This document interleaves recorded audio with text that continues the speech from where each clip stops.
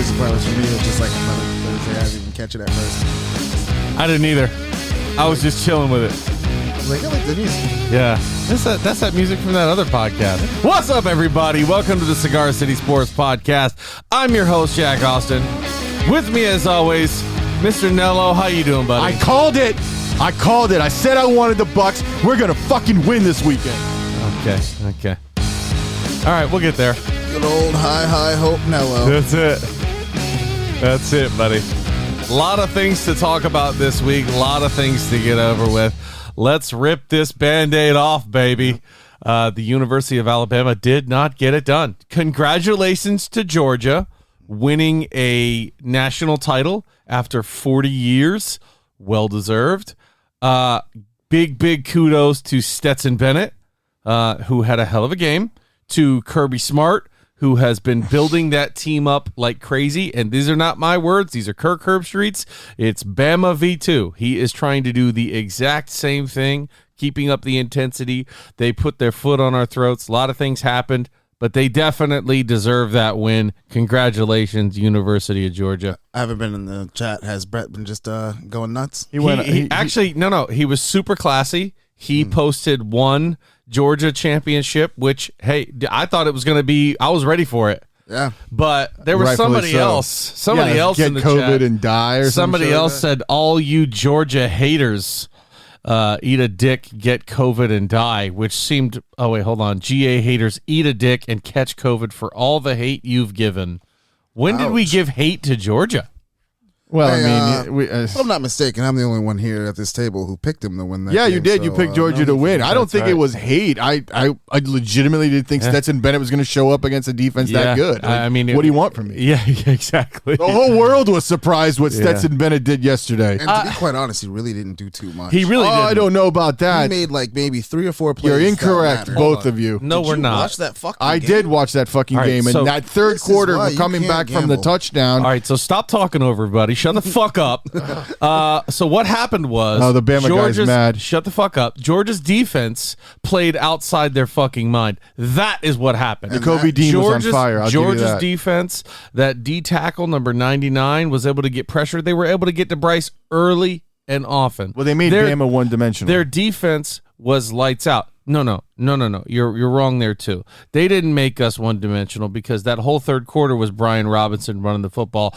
Bill O'Brien, you made us one-dimensional. You made us have these stupid fucking little gimmick pass plays. I just can't stand you. Leave. Take one of these other jobs. They want you more. You can stroke your own ego there. Go, Bill. Be gone. Felicia. Be gone, brother. Jacksonville's calling. Yeah, go to Jacksonville. I don't fucking care. Go to Sister Mary Catherine's of the Poor. Do whatever you want to do with your life. Just leave Bama and stop trying to run a pro offense when you've got other things that work. Anyway, this is not the Bama excuse hour. I ain't doing that shit. There were a lot of things I didn't like, but I always preach on this show and in real life, if you can't beat them, you can't leave it in the hands of the refs, and they didn't. Georgia took care of business. You were talking about Kirby Smart's intensity. That is how you beat us. You do not let up off the gas for 1 second. Kirby Smart went nuts at halftime. He had to have. He's like, we need to pick it up. Dude, Bama went down, drove down the field, and scored that touchdown. Stetson Bennett came out and was throwing the ball. They were launching the ball. Okay? There was that PI penalty where the kid needed to take it, or that was a touchdown. That was smart on that kid. Smart on that kid. Super heads up. That's what I'm talking about. That aggressiveness by Bama.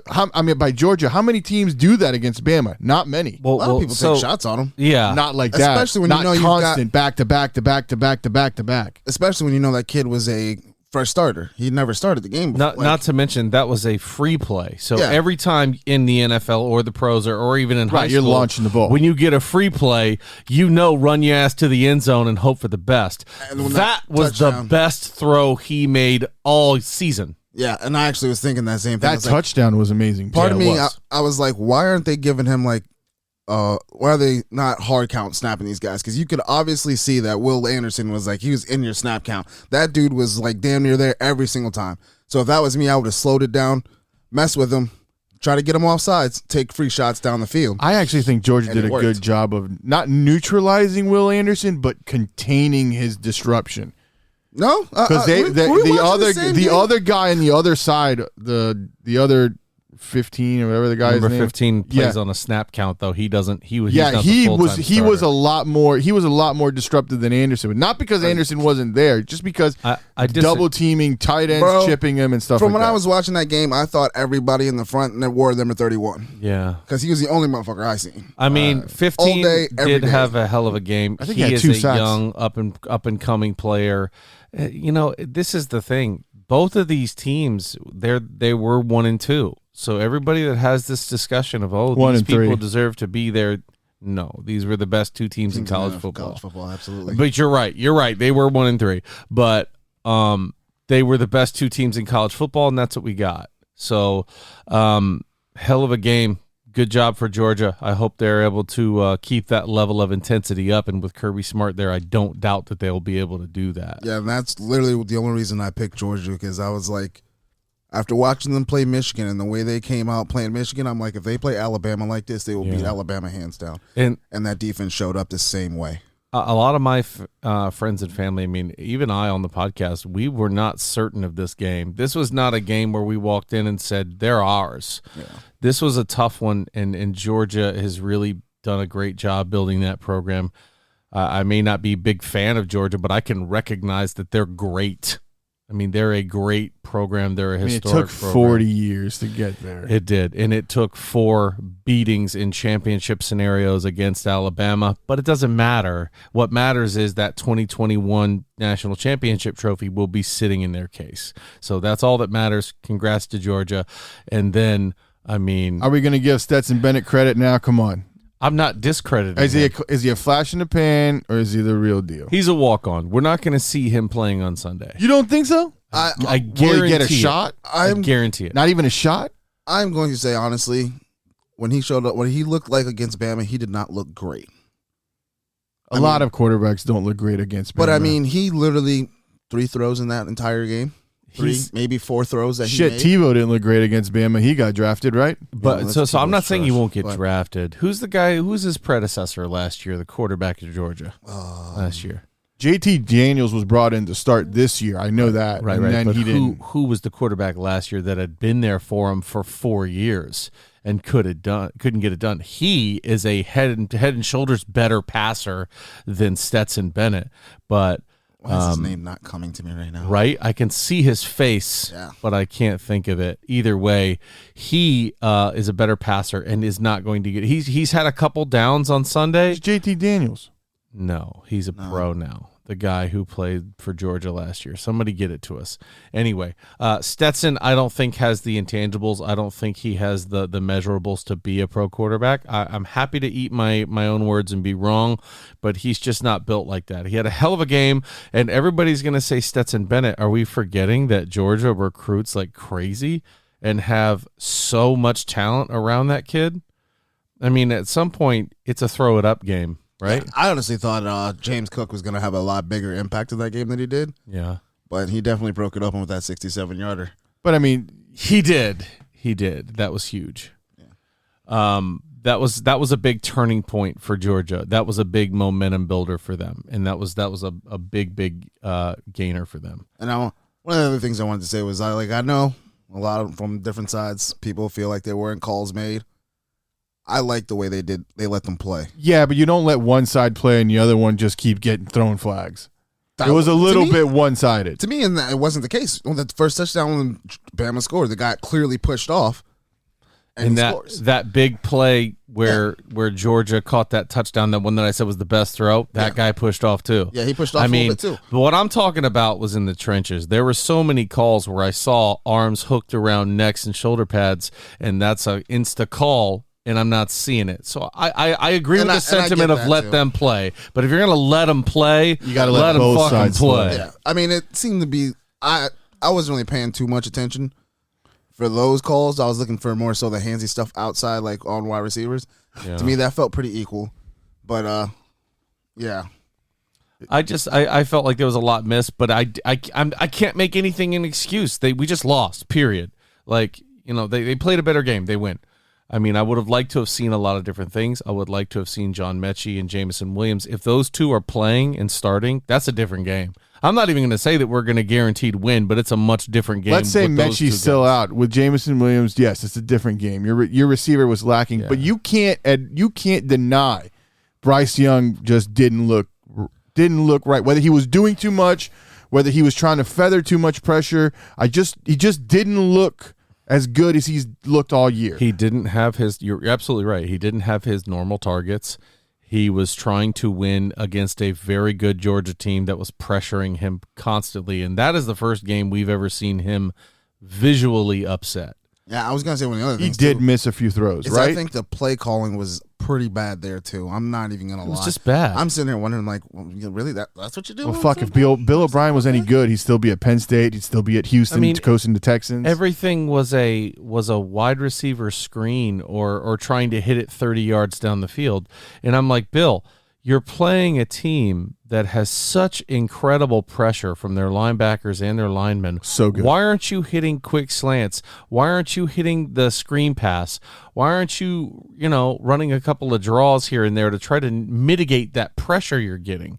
Everything was play action or a deep throw, and I didn't understand the play calling. Yeah, no screens whatsoever, and that to me that's one of the biggest ways to get a blitzing defense to back off. But what else did they really have? You're missing your two top targets. You're not running the ball successfully. What else did he have? I get he doesn't need to go 20, 30 yards down the field every time and maybe take the check down, but that's also your quarterback that's always looking downfield and not going through all his progressions. You're right. And so that's where I say it falls squarely on the head of the coach, who should have said, listen, we don't have your favorite toys out there, but we have, and this is the same for Georgia and any of these big teams, you have superior athletes, whether they've had playing time or not.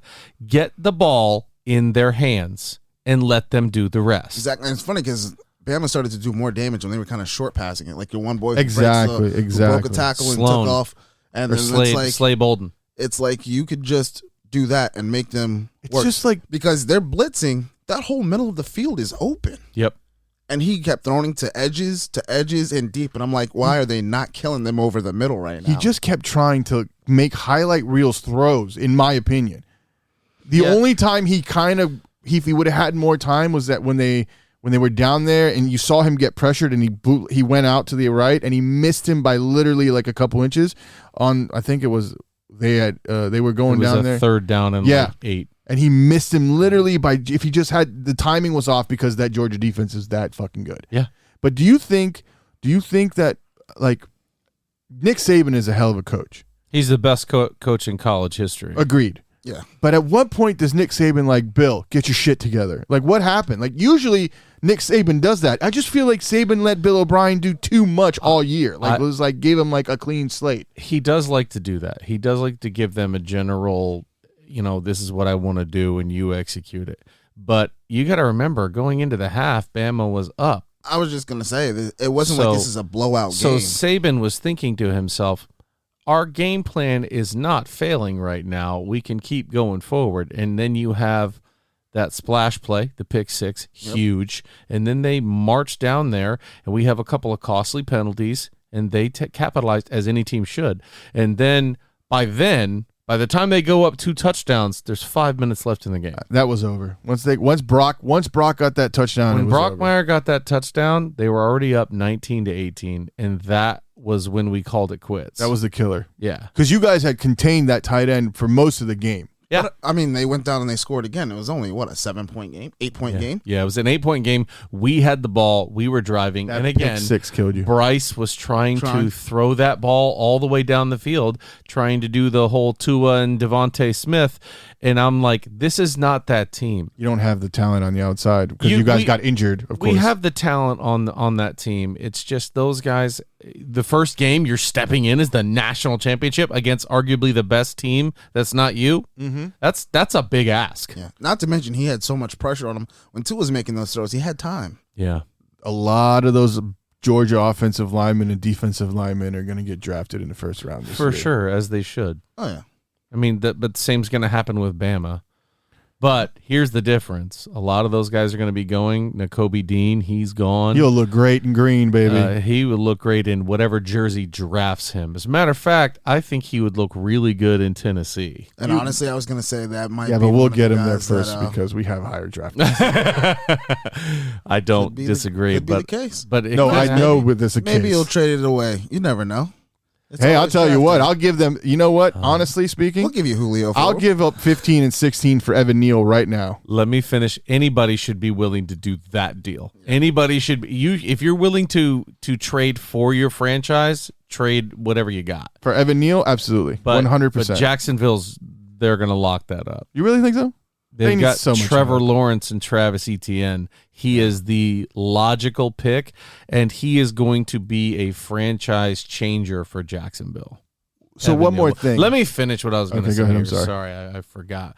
But I was talking about the scary thing for next year is that Bryce Young and Will Anderson are sophomores. Yeah. They are coming back for a junior year. I think they're gonna next be year's pissed. their last ride, but next year we are going to have bona fide leaders on both sides of the ball. Bama's going to be scary What is next year. Mechie? Mechie's a junior. I believe he could go. I think he'll come back just because of the injury. I mean, I'd love to see. I'd love to see it. I'd love to see it. He should come back for the injury because the injury will affect his draft. Unfortunately, Jameson's gone. He's got to go.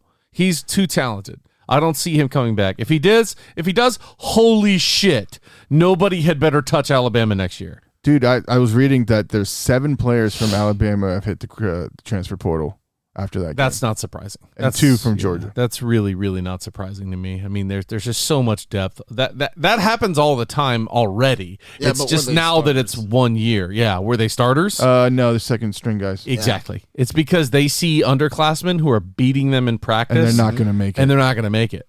So it is what it is. And that's kind of why I was like next man up at, even though you lost your best wide receivers, when you have that much talent on a team. Can't argue. It don't really matter. I forget his name, but old 84, that kid was looking like he was catching his groove. Yeah. Brooks, who's a freshman, he was catching his groove. He caught 4 passes on that final drive before the pick. And that's the thing that killed me. I was like, man, if you guys had just started working them earlier, you could have them. But you have so much fucking talent at Bama. What do you do? Same thing with Georgia. I bet there's a bunch of kids on those benches that are just dying to come out. But that are starters at any other program, yeah. But see, also too, I'm not gonna lie, their wide receiver core, I was not impressed with. Like with Georgia, they didn't look studly. Yeah. They don't look like Alabama's.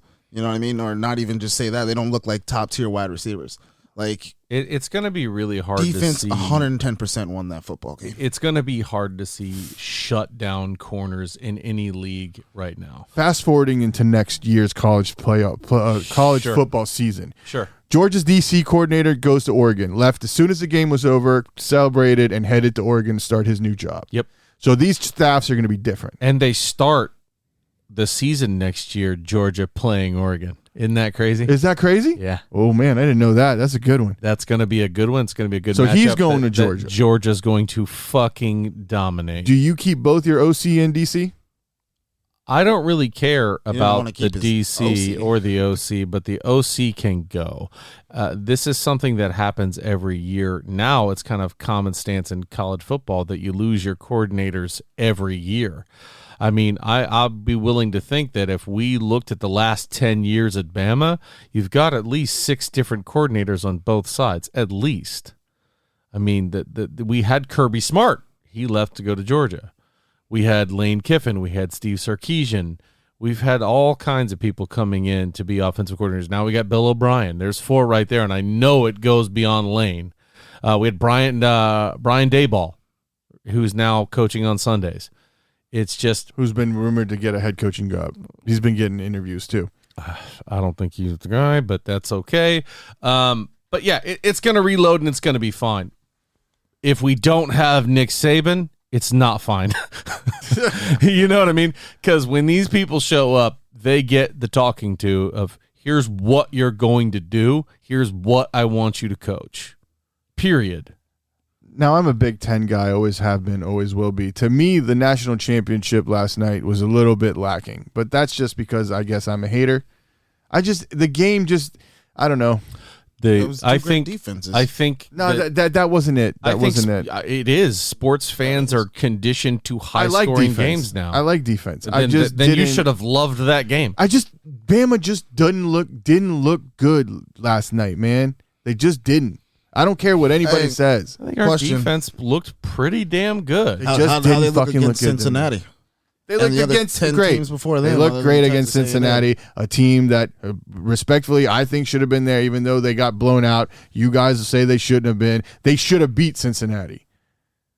But when the going got tough against Georgia in the national championship, but I don't think. Hey, hold on. Now hold on. I don't think it was merit. I think it was a lot of injuries. injuries. I think the offense just couldn't get it done. I just think it was a boring game. 37 days before that, though, Georgia got beat by Alabama. Yeah. That wasn't, but if you ask people what happened when Georgia just didn't look like Georgia during that game. Ask anybody you want. Ask Georgia players themselves. It's coaching and personnel, man. Things changed. It's all there is. I thought it was a great game. Yeah. I hated the way that it ended, but up until then, 1918, I was like, I hate it, but this is a damn good football game. It really is. And it took him down to literally the final drive in a minute, and he threw a pick. I mean, it could have been something different. More than just a final minute. I mean, it would have been a different story had he gone down there and scored the touchdown and tied it up. I mean, then we're talking about something different. But either way, it went Georgia's way. Good for them. But next year is going to be very interesting. We already saw that Lincoln Riley has recruited his number one quarterback. Would you give up $1 million to go play with your old coach at USC? What makes you think he's giving up $1 million? Well, because Charlie Batch offered him $1 million or straight up for 1 year. He said, "Play 1 year, I give you $1 million." Going where? Eastern Michigan, who did play in the bowl game. So now he's going to go to USC, which has a decrepit program, a lot more money than Eastern Michigan. So I don't think he's giving up $1 million. I think he's going to be getting different money, possibly more money from USC. Does he play Cali? Does he pay Cali taxes if he gets $1 million in Cali? I don't know how NIL. Is that how that works? I don't know how they work either. That's why I asked. Yeah, I don't know. Wherever you're getting paid at where you work, those are the taxes. So I'd rather go to Eastern Michigan because that $1 million in Cali becomes what, 600,000, 500,000. That's why I'm saying he's going to get more than $1 million there. But you're right. So I mean, I was really shocked to see that. I wonder if Lincoln Riley hadn't talked to him before that happened. Did he give us an any given Sunday? I'm leaving and I'm taking my quarterback with me. I mean, did he do a steaming Willie Beeman and just take him with him and go? I mean, that's essentially what's happened here. Right. Yeah.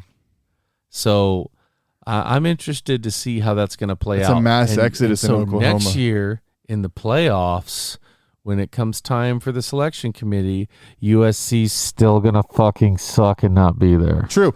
Unless they expand the playoffs, which is what they're talking about right now. They've been talking about it for years. Like I've said before, I think they have it right with 4 teams. That's all you need. I mean, I'd 8 to 10 would be great for me. I'm always for more football, but at the same time, look at what happened to Jamison Williams. That guy was going to be a top or first round pick, and now he's hurt his knee in a major way. He may have lost out on some draft stock. It's a lot of things to consider now that he's gotten hurt playing in this playoff. I think NIL deals and the not losing the year of eligibility for the transfer portal has irrevocably changed the face of college football. You mean free agency in college football? Yeah, it's essentially free. That's why everybody goes, "Oh, it's college football." It's like, no, it's semi-pro football now. It's always been. They're just now being called out for it. And now people are able to, on the table, pay their players. For it. Exactly. Way too early predictions for next year's top 4 since there's only 4 in the playoffs as of right now. Besides Penn State winning the national championship next year. My guess was going to be Ohio State until they lost their stud kid to be there. Ohio State, I think, just said Penn State's going to win the national championship next year. Right. I think it's going to be fun to pretend. Bama, Georgia. That's the comment. That's going to be Bama, Georgia. They're going to be back. I think Georgia loses too many pieces on defense to go back. Ohio State makes it in there next year. Mm-hmm. Are you fucking kidding me? Who's the sleeper? Who's the team you don't expect to be there? Is it Oklahoma State? Clemson. I was going to say, I think Clemson actually may return. It just depends what Dabo can do. He obviously needs to fix the offense. He knows he needs to fix the team. They need a quarterback. I think a team to watch out for is going to be Oregon, in a sense that they're going to get their shit kicked in. Not with a new coaching system. Give them a year at least. Their shit kicked in by Georgia. and then he is going to have them rolling. And if they can go undefeated after losing to a Georgia team that can't be ranked lower than third, they can't. If Harbaugh stays in Michigan, you think he makes the top 4 again? I think Ohio State beats the hell out of him next year. Yeah. That was a flash in the pan. Harbaugh has not proved anything to me. What about like Oklahoma State? That's who I just mentioned first. I thought that would be a good team to see them come back. I think you don't see a dream Bearcats team coming back Notre next Dame? year either. No. And you know who I think we're going to see spiral and fall is LSU and Brian Kelly. Damn. That guy's got like the greatest contract in all of contract history. He really does. You just think he's going to just spiral out? I mean, first year, yes, he's going to have to bring his players in. The money's great. LSU is a great program to be a part of. The man himself, he hasn't been able to show that he can outcoach anybody. He's blaming the players he's recruiting on the reason that he's not winning. Not the players he's recruiting, the players he's able to recruit. Because of the GPA restrictions and all the other crap. The same thing. So he's blaming the students that are coming in that he can't coach up. And LSU is a different level of talent. But I don't think he's the coach. I don't see anywhere on his resume that says, damn, this guy's impressive. Like right now in the pros, Brian Flores, he lost his job. Everybody goes, what the fuck? Yeah. They go, that dude's going to be hired before draft day. We were talking about it before we got on the microphone. You don't say that about Brian Kelly. When you let go of a coach like that and he's the one everybody wants to interview, you know you done fucked up. Yeah, I hear he's already talking to Chicago. Sign him tomorrow. See that. I would love to see it. I mean, I know we're not talking about pros, but let's do it. We'll get there. Okay, yeah, fine. We'll get there. All right, let's go top 5. Let's go top 5 conferences. Just give me the champions out of the top 5. ACC? ACC, yeah, I'm going to give it to – I think it's going to be Clemson and Pitt. I think I'll take Wake and Clemson. Wake is losing their quarterback too. That's okay. The transfer portal is big and wide. Yeah, and I could see North Carolina sneaking into that. With what? That conversation. What they're losing their quarterback to the draft too. Just saying. They've been consistent the last few years. Hey, who knows? Florida State's starting to look a little better. All right. Maybe. See? But I'm the asshole for saying Penn State's going to win the national title. This guy thinks they're going to win ACC. We didn't say anything about that. You're the one who got upset when we picked somebody else. Okay, next conference. SEC. SEC? Yeah. I'm a homer. I think Bama wins out. I just do. Looking at the weapons that are returning and the way that they've been talked about this year, Bama's back. Okay. I have to take Bama too, unfortunately, until the dogs, because like that whole defense for the dogs is going to get drafted. Yeah. If not all, most of the big pieces. Let's see if they really have done the Bama 2.0 and they reload. Let's see it. Ryan? Alabama. Yeah. That's a really tough one. One of the things that's proven. So here's where we get crazy. Big 12? Big 12. Big 12. So this is Texas's moment. Really? Oklahoma is falling apart at the seams. I mean, this is Sarkisian's second year with his guys, his system implemented. He's got his quarterback now. Some of his Quentin recruits Ewers are going to be there. Yeah. I think Texas is going to make a big leap next year. Man, I think Mike Gundy, Oklahoma State. I don't know, dude. He's been chipping away. If not now, then never. Yeah, for sure. But let's take a look at this, too. If Texas can run the table in the Big 12 and win big games when it matters, they're a big name that when committee time comes next year, you're talking about Ohio State, Bama, Georgia, big names, Notre Dame, Ohio State, Michigan. Texas is another one of those that if they're up there in the conversation, they will squeeze Texas in. No one mentioned Texas A&M. I think I'd take Baylor. Baylor to win? See, I was going to think that too, but they didn't show me anything on offense. Defensively, amazing. Yeah. Defensively, great team, but offensively, a little bit lackluster because they're really only a running program. I think they're one piece away in Baylor. They're really only a running program. Like I said, my favorite would have been Oklahoma, but you're right, Oklahoma, everybody's out. Dude, everyone's transferring out of Oklahoma. Like they signed the DC out of Clemson, who's a great coach. Bieniemy? Yeah, no. Bieniemy's Kansas City State. Venables. Yeah. Hell, I hear even the wagon's packing up and taking off. Shit, yeah. So that's the Big 12. By the way, I want to go back to the SEC. No one took Texas A&M. Yeah, no. Why would you? I don't know. Jimbo's doing his thing. Jimbo is doing his thing, but he had that impressive win against Alabama at Kyle Field So outside of Kyle Field, is Texas A&M still for real? Yeah. Because, let's think about Penn State. You guys are really fucking hard to play in Penn State. When you leave Penn State, you're not always as consistent. Well, the only reason why we lost to Iowa is because our Clifford got hurt. But that's a different story. I could have swore it was because they had more points. That's what I thought. I thought the other team scored more points when the time ran out. The next Power 5 conference is the Pac-12 or 10 or whatever the hell they are now. Okay.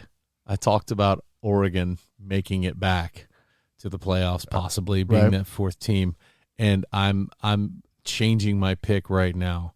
And I'm going to see UCLA. You son of a bitch. I'm going to see UCLA winning that division. Chip Kelly needs to win nothing. Nothing I know you hate him, but when I look at that division, them and Utah. It's hard to recruit in Utah. That's his problem. I know. So he's like making. It's not hard to recruit in LA, though.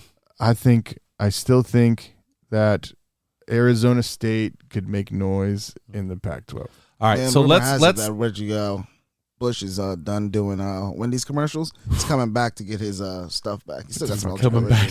And now the Big Ten. All right, let's take a. You think Lincoln Riley year one taking off? USC winning the Pac-12 or Pac-10 right away, for real. Interesting. They don't look that strong to me. I mean, you're talking the about Pac-12 doesn't look that strong. The Pac-12 is one of the weaker conferences. I mean, Stanford isn't necessarily blowing it out of the water either. But they're still a tough team to play. Yeah, I'll take the Bruins. Let's take our first break. We'll be right back with a little bit more college football, and we're going to talk some UFC, stuff like that. We'll be right back.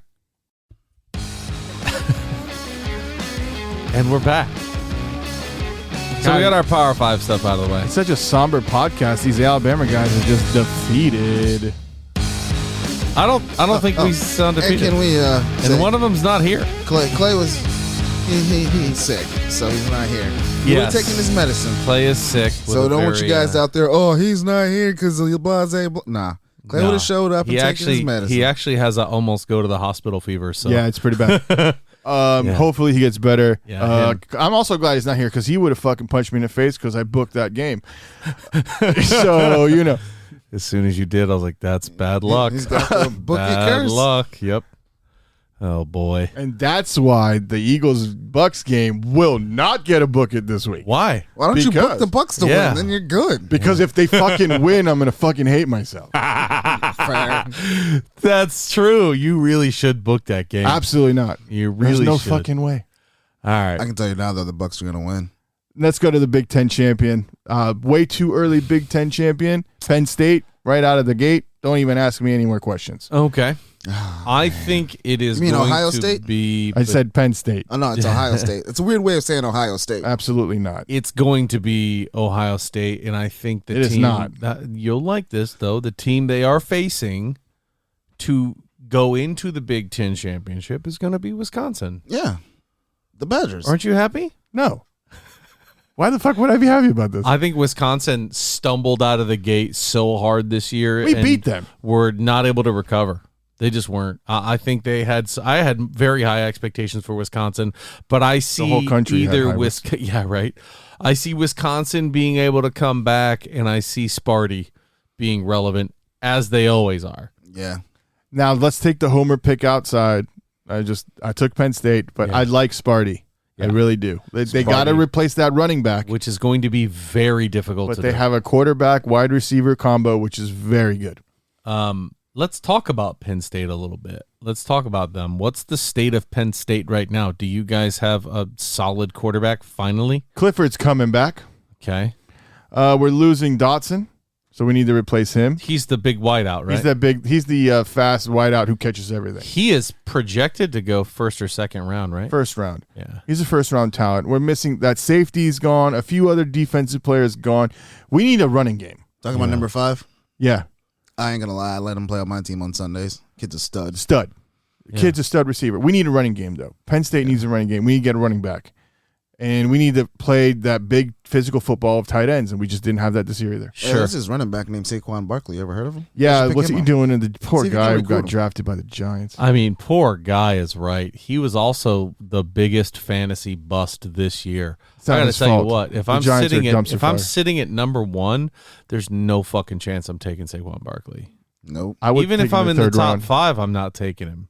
He's not a first round. Let's see who. I mean, Joe Judge just got fired. Yeah. So let's see who goes. But as far as Happy Valley goes, I don't know why you guys aren't more relevant. I don't know why. James Franklin State, can't win the big game. That ain't him, man. He can't win the big game. He can't. He's great. Don't get me wrong. Great recruiter, I guess. He can't win the big game. It's been his MO every year at Penn State. And like there are certain games that when like a night game in Tuscaloosa or in the Shoe.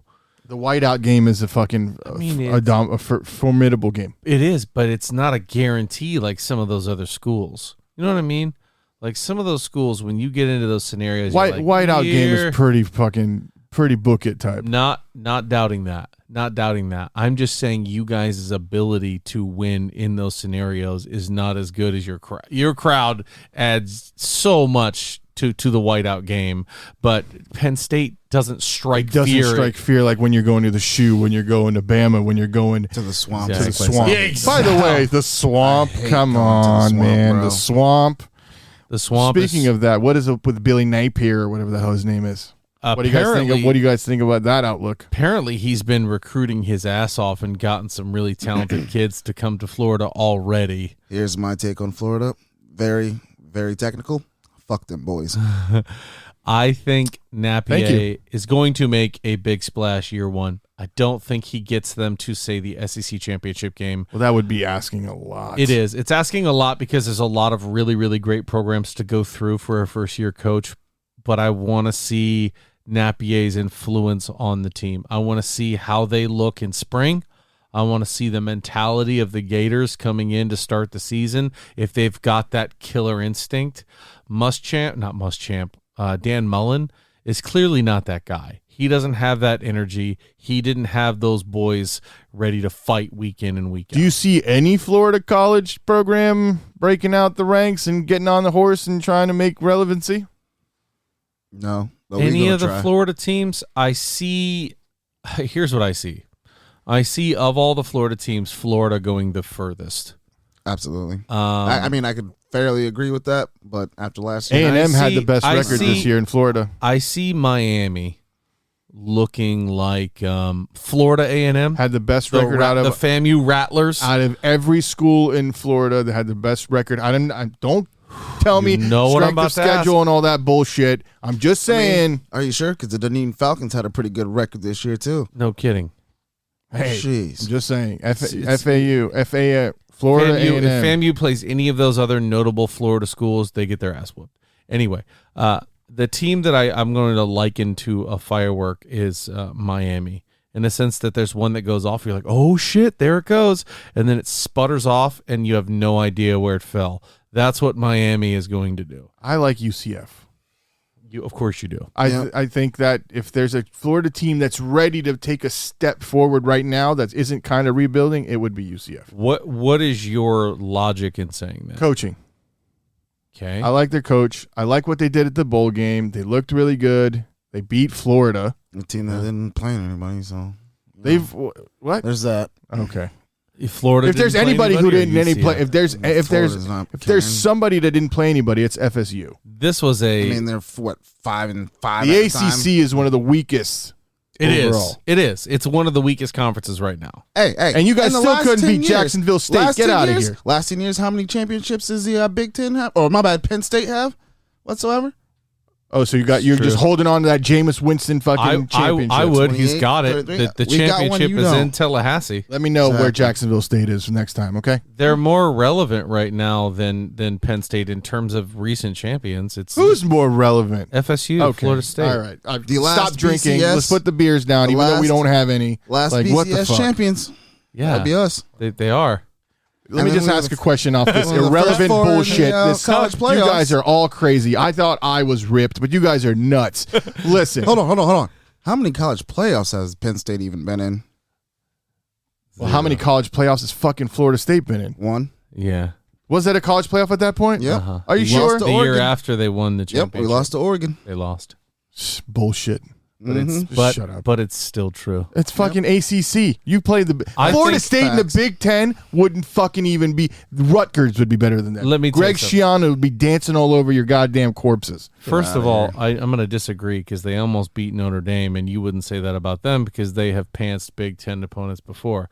But I think FSU needs a new conference. They need to get out of there. Disband the ACC completely. I think not We disband. tried to get in the SEC and they wouldn't know what happened, but whatever. I'd like to see that. I'd like to see you guys try to fight for recruits with Florida. That would be an interesting prospect. I would love to see you guys go to the Big 12. That's where I'd like to see Florida State go. You guys could recruit better in the Big 12, I think. You could get some of those Texas players, some of those Oklahoma players. And I think that would make for much better Florida games. grown, baby. That's not working for you, though. I still think that would be a good move for Florida State, but I don't think the ACC will let you go. One last question about college, and then we can move on if you'd like, sir. Yeah, for sure. Jackson State getting recruits that are very, very good. Speaking of FSU, got your big number one Good recruit. for them. The reason for that is now that Prime is there. These And kids want Barstool? to play with him. They want to play with him. And I don't know what Barstool's involvement Paying is money. right now. So, okay, that's a big one. And the fact that they don't have to lose a year of eligibility to leave Jackson State. I don't know. We'll see. I mean, clearly they've got some talented recruits. And Prime is doing a great job of recruiting them. I mean, they got the number one slot receiver, and then they took the number one highly recruited cornerback from Florida State. Well, he's number one overall corner or number one for it's the Florida number State? one quarter. It was the number one overall corner in the nation. Well, you know why he's going there. Right, He's Prime. going there to work with a Hall of Famer at corner. Now, I do want to say one thing about these NIL deals. Master P's kid took $1 million, played 8 games with Middle Tennessee, and then stopped. Okay. He just stopped playing. He's like, all right, I'm transferring. And he's transferring next year to another team. So part of his deal must have been he had to play at least 8 games. That's crazy. Like, Well, these guys are manipulating these good for Master That's P basketball. and his son.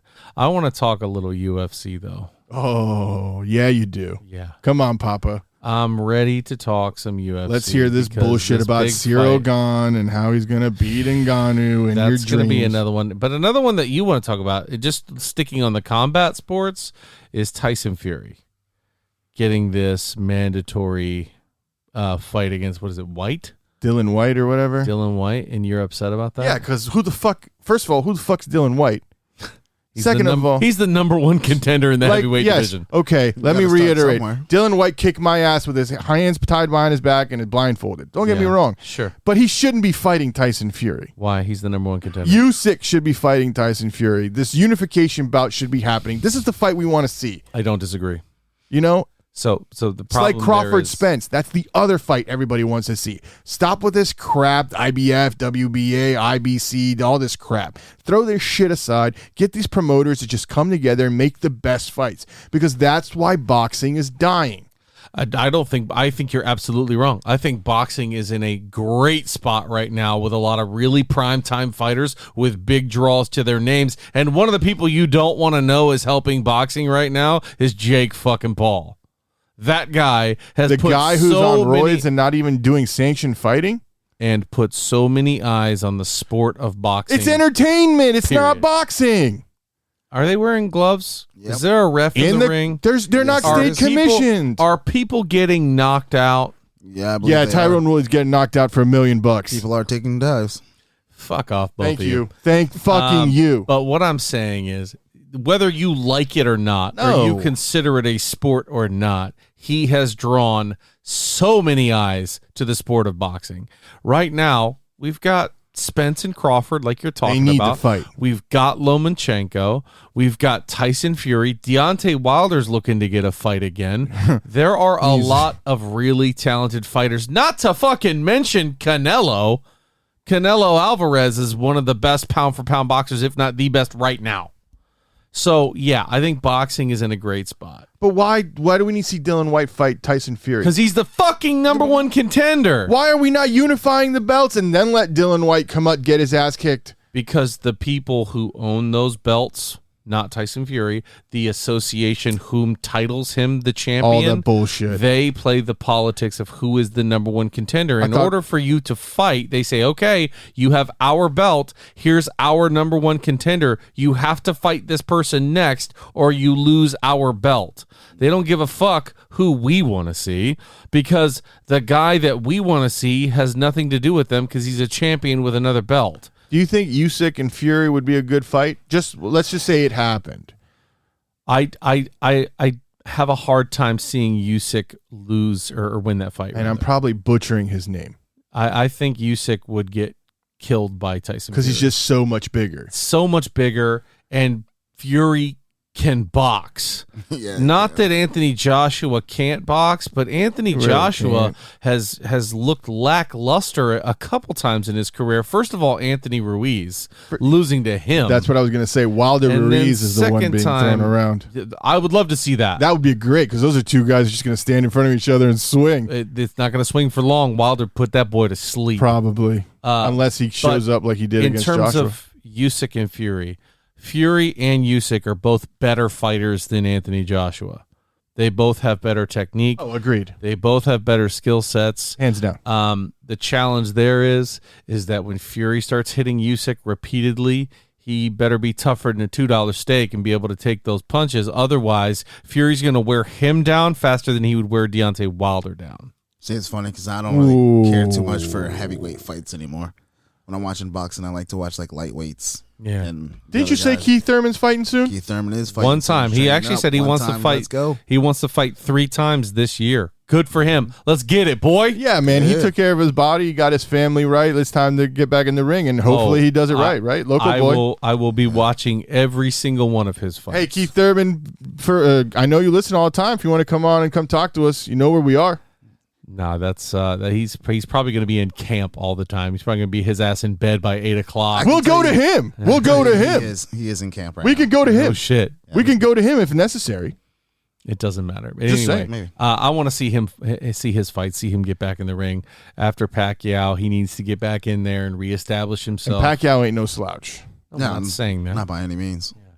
But that's going to be a great fight. I want to go back to Cyril Gane and Francis Ngannou. Before we go there, you're not excited about the announcement today? Colby Covington, Jorge Masvidal?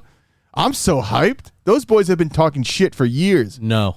What? I don't care. Oh, my God. I don't care. You're fucking... Masvidal had that quick knockout, and ever since then, everybody's like, oh, Jorge Masvidal.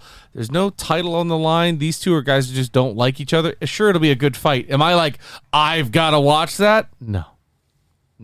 It's not to the levels like it was back when McGregor was fighting the Brazilian guy. Aldo. Now, that was a rivalry, even if there was no belt, that you wanted to watch him fight. Nate Diaz versus anybody, to me, is more exciting. Wait. McGregor won the belt against Aldo, didn't he? In the first round, inside of a minute. When he went, but McGregor was telling people pre-fight, this is what he's going to do. This is what I'm going to do. This is how I'm going to win. And he won. He did it. He did exactly what he said. Masvidal did the same thing against Askren. Who, if you polled 100 people on the street, how many of them know Jorge Masvidal and how many of them know Conor McGregor? I bet you that it would be a out of us, 60-40 split. I've heard Masvidal's name. I haven't paid attention to UFC in years. Like, I used to go watch every fight every time. People would know Masvidal from the street fights. Now, I can honestly, I weirdly enough could care less about the UFC. And AEW. Why is that? I just don't know. Like, the names, the draws, the people that I came up with, it's almost like any sport, like basketball. It's no longer the Chuck Liddells, the Fedor Emeliankos, the Randy Couture's, the Matt Hughes, the George Rush St. Pierre. I give that era a lot of credit. Yeah, for it's sure. like but I think they're better athletes. Tito Ortiz. They're better athletes now. Overall athletes. I don't disagree. That's in every sport. You're absolutely right. Yeah. I don't know. Like, a lot of the women's fights, I'm actually more interested in more than anything. I agree. The women's fights are so dope. Like, guys now with John Jones blowing chance number 112. Fuck John Jones. You know what I mean? There's no one else I care about. I know Conor McGregor doesn't really give a shit about the You need to UFC watch this fight next week. There. Cyril Gane and Ngannou is going to be a war. I don't know if it's going to be a war. It's going to be a war. I think that, and I'm I've sent you several clips of UFC guys, including the great one, Khabib, who said that Gane is going to win that fight. Right. So Khabib in the clip you said, I love Ngannou. Everybody does. I would take Ngannou if I was a promoter, but if I'm talking about fighting and skill and technicality, he said Ciryl Gane is a better fighter. Right. I just think Ngannou can take what Ciryl Gane gives him and then is going to knock him out into another stratosphere. You're talking about big-ass heavyweights. See, and that's none of the fights I don't care about too much. Unless it's my boy Lewis. I don't give a shit. Speaking of Derrick Lewis. Derrick Lewis lost to Ciryl Gane embarrassingly. Embarrassing in Houston, his hometown. All I know is his balls was hot, man. Speaking of Derrick Lewis, he's fighting Tui. Oh, is he really? He's fighting Tui. That's going to be the next fight for both Tui and Tuivasa is Tui going with up. a shoey. No way. Yeah, bro, that's what they're talking about. It hasn't been official yet, but that's I love Tai Tuivasa, but don't stand in there and bang with Derrick Lewis. That's what's going to happen. Don't do that. Two gorillas are going to bang. If he wins, you're going to see Tuivasa in the conversation for championship. Absolutely, for and shots. rightfully so. Yeah. Rightfully so. But Gane or Ngannou would crush Tuivasa. Well, they're talking. If Ngannou wins and John Jones gets his shit together, they're talking about John Jones and Ngannou. John Jones has been talking about making the jump to heavyweight, but I'm going to look at Ryan and agree. He's had a chance 5 million and 2. I don't give a shit about John Jones anymore. He's a great talent and one of the greatest fighters, if not the greatest that's ever been in the octagon. He just can't get his shit together. And this one was not a substance abuse, right? This one was him going after his girl. He beat her, right? Yeah, I think I want to say he. Dude, come on. It's not the first time. Given we weren't there, so we don't know the situation, what Right. happened, what Right. could We have weren't happened. So there's that. I'm It's just saying that's a different set of allegations than PEDs. Yeah, I mean, keep your nose clean, man. You're at this point where you're at. Stay out of trouble, bro. Yeah. You got one job at that point. There is one more good fight on that card, the Gane and Ngannou card, and that's the Figueiredo-Moreno card. I mean, the Figueiredo-Moreno matchup. Okay. The Byron Moreno and Figueiredo, that fight a couple months ago where Moreno beat him, that was a fucking great fight too. That little Mexican kid can bang. I'm still thinking that Gane and Ngannou, whoever you see win that fight, whoever takes that belt is going to be holding it for a while. It's going to be, unless you see a rematch where they come back at each other. But like Gane and Ngannou used to be in the same camp. And then they show clips of Ngannou walking by him and just ignoring him. Well, what is he supposed to do? They're going against each other. And Ngannou's got that superstar mentality now. I think he thinks his shit don't stink. And Ciryl Gane is dropping hot growlers in a porta potty and going, "Fuck, my shit is terrible." How about Fury and Ngannou going back at each other? Fury saying, "Come to the boxing ring and you can wear MMA gloves," and then Ngannou's like, "Come to the octagon and I'll let you wear boxing gloves." Who do you think would win that? Who do I think wins in a boxing match? Tyson Fury. What about in an octagon with boxing gloves? That depends on how Ngannou runs that fight. Actually, I don't even know if he's boxing with UFC gloves versus 16-ounce gloves. I might give the edge to Ngannou. I'm not, because I gotta agree with him. He catches him one time.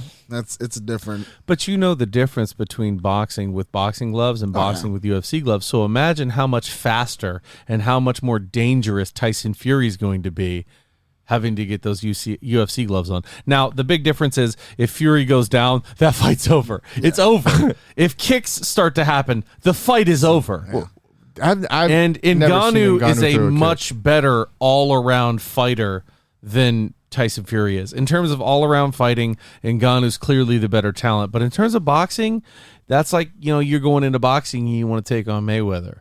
I mean, Fury is at the top of his game right now.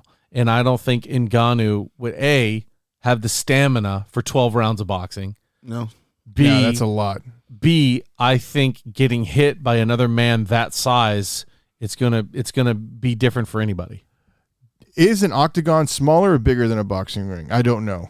That's why I'm asking you. You have the fighting experience. I don't. I feel like the boxing ring appears to be bigger. I don't know the measurements of it, but I think the boxing ring is a little bit bigger. So you're putting him in a phone booth in an octagon, and you're telling me Ngannou's not going to win? Well, I mean, we're also talking about the ability to punch another human being. Yeah. And that's what Fury's really, really, really, really good at. Yeah. That's true. So you're just making it smaller, that you're putting these two giants closer together. I still can't believe you're not excited for Covington Masvidal. I could give a shit about that fight. And that's how my honest all-around You should watch this heavyweight fight opinion of the UFC now. Like, I just don't give a damn about any of those I think fights. Ngannou has gotten much, much better, but the fact that Ciryl Gane was a heavyweight kickboxing champion twice lets me know that his striking is much more polished. And watching him fight Derrick Lewis, who Derrick Lewis has gone back and forth with Ngannou, hasn't he? Yeah, I think so. And Derrick Lewis got embarrassed by Ciryl Gane not because he was tougher, but because he played the fight the way a fighter should play. Technically sound compared to Derrick Lewis. He knew, don't go in there. The only time he went in on Derrick Lewis was when Derrick was getting super, super tired and had lost all his mojo in the fight. And Gane chopped the tree, went right after that knee. Yep. I mean, that's... Ciryl Gane was smart in that Lewis fight. He's like, well, I'm not going to be able to go power for power, but I'm going to chop the tree down.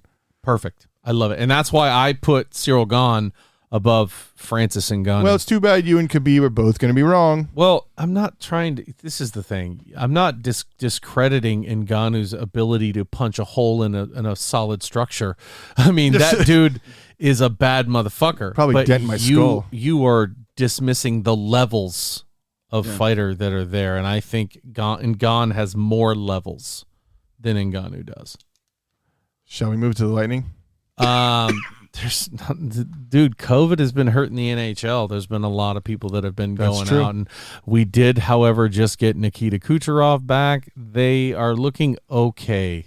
I don't think this is a three-peat NHL team. I love my Tampa Bay Lightning, but I don't see that happening. Do you think Vegas is finally going to get it done? No. Really? Again? I don't see that happening. I have nothing to say about the Flyers. They're terrible. They are terrible. But the NHL is a crazy animal. Things change all the time. But let's take a look at the stats right now, where the standings are for the NHL. What do you think? As of right now, Pittsburgh doesn't look terrible either. They are a team that you're going to see. Boston just beat the shit out of the Lightning. They are going to be a team to be reckoned with. But, as of right now, it's way too early. Everything could change in a month, right? I mean, the Lightning still have 51 points, which is tied with the Panthers for the most in the NHL. Say that again? The Lightning have 51 points, which is tied with the Panthers for the most in the NHL. Yeah. I mean, they're still a good team. I don't think they are where they were. I think they miss guys like Barkley Goodrow. I think they definitely miss Yanni Gourde. There's a lot of teams, man. There's a lot of teams. Listen, Vasi being out with COVID and all that other crap didn't help you. I mean, you guys calling Lagasse or whatever, like a no-name goaltender, you guys finally realized what it's like to actually be a real NHL team and have goaltending problems. Yeah, that's true. The Big Cat has definitely shut that down for a long time. I just don't understand how, Vegas doesn't win. And especially if Jack Eichel comes back and plays their big acquisition. I think the Florida Panthers will be back. They will be another team that has to be reckoned with, but the team to watch out for, I think, is going to be the Washington Capitals. Do you think anybody makes a big trade and goes after McDavid in Edmonton since they're underperforming yet again? Does Edmonton want to let him go? They're talking about this guy being the next Wayne Gretzky. I mean, the kid scores lights. He's a great NHL talent, just getting shit on by just a terrible organization. He's in a terrible spot, and they've got a lot of really good players. No, I don't think they trade those guys away because Edmonton wants to stay relevant. Edmonton is in Canada, and Canada loves hockey, and these two kids are bona fide superstars. I don't see him moving. Anyway, let's take our second break, and then we're going to get into pro football, shall we? I like it. Let's do it. A lot. Let's go into pro football. Are we going to talk about the USFL? We can. I mean, there's not really much to talk about. We sure can. Yeah, but did anybody even know that they were starting in April? How many people out there knew that there was a USFL league starting in April? Well, we'll talk about it right after this. And we're back, ladies and gentlemen. Here to talk about NFL. It's kind of sad that college football is over now. Yeah. Everything else is coming. It's just sad because you guys lost. It's sad because college football's gone. Yeah. Listen, man, if we were out and not even in the playoffs, I would still be watching this college football. I know you would. Yeah. It's sad to see it go, but whatever. Let's USFL. see. Yeah. 5 teams. What are their names again? I think it's, hold on, how many teams? 1, 2, 3, 4, 5, 6, 7, 8. It's 8 teams. Okay. 8 teams. Michigan Panthers, Philadelphia Stars. By the way, who the fuck? Really? Philadelphia Stars, our hated, most disgusting rival, has a star as an emblem. And they chose the star. Hey, man. The Birmingham Stallions, the New Jersey Generals. Why didn't they bring back the Birmingham Iron? Bring back the Iron. They were a good team, but that's XFL, so I get it. But damn, I mean, Iron makes so much sense because of being in Alabama and the Iron Bowl. The New Jersey Generals, which, by the way, did you guys see that post I put about that guy suing the NFL and the New York teams for $6 billion? He's suing the Jets and the Giants for calling themselves New York teams and playing in New Jersey. It's a class action lawsuit. $6 billion with a B. I can see it. False advertisement. It is. You think he's going to win? I think he gets settled. Yeah. Right? I think he's going to get something. I think he gets settled, and I can't believe he's able to do that. On what grounds is he I have no idea. Causing $6 billion in damages? Emotional and psychological. Can those 2 teams afford that? I where is that, like the value of like both teams put together? I don't know. It's stupid. But anyway, so the Philadelphia Stars, the Birmingham Stallions, New Jersey Generals, which you spelled GENNERALS. Whatever. Tampa Bay Bandits, the Houston Gamblers, which is my favorite name. The Bandits make the most sense because all the Pee Wee teams around here are the Bandits. And the Bandits have been around in St. Pete, Tampa for a long time. The New Orleans Breakers and the Pittsburgh Maulers. That's the stupidest one. What, the Maulers? The Maulers. Yeah, right. Get out of here. Actually, no, I kind of like the Maulers. The Breakers is dumb to me. I think the Stars is the stupidest name. Listen, I still want the Washington football team to be the Gophers. Oh, my gosh. By the way, coming soon, couple weeks. Somebody already leaked and saying that the Commanders. It's either the Commanders or the Admirals, from what I read. Stupid. You could have been the Gophers. So I would have gotten a real clean Gophers hat and worn that everywhere. I don't think. No, you wouldn't have. Much respect. I would have gotten a Gophers hat. You don't have a golden Gophers hat right now. And you keep talking about that running back from Minnesota. He's going to be a pro. He's going to be a good player. Anyway, so these 4 this league starts in April, which is good that they're not trying to compete with the NFL. No, but they want to be the development system for the NFL. So there's only out of the 8 teams, 4 teams have announced coaches. The Philadelphia Stars took Bart Andrews, a guy out of the CFL. The New Jersey Generals got head coach Mike Riley, who won a Grey Cup twice, was a head coach at Nebraska and Oregon State, and was a head coach in the NFL with the Chargers. Here is a crazy one. Go ahead. For Tampa Bay? Then Tampa Bay Bandits took Todd Haley, head coach of the Chiefs, former OC of the Steelers and the Browns. That's crazy. That's the biggest name on this list. Okay. Like pedigree-wise, yeah, because I think he won a AFC division title, right? He won the title with the Chiefs and then had a 5-8 record and got fired the year after. Yeah. And then the Houston Gamblers went and got Kevin Sumlin, who was coach at Houston, coaches at Texas A&M and Arizona.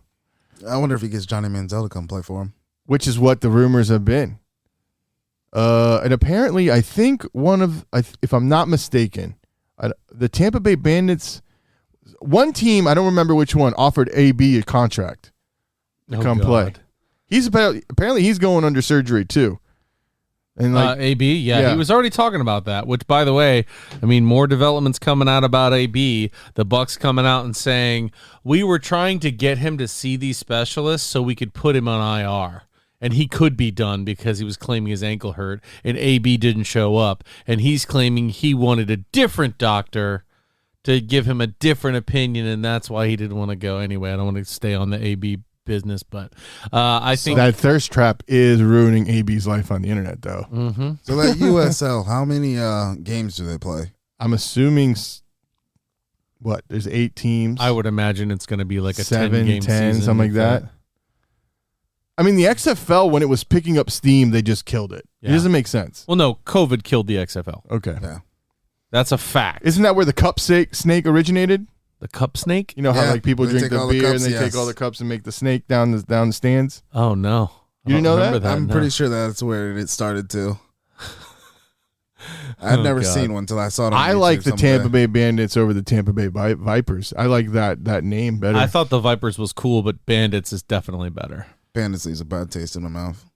But like a booty bandit? no.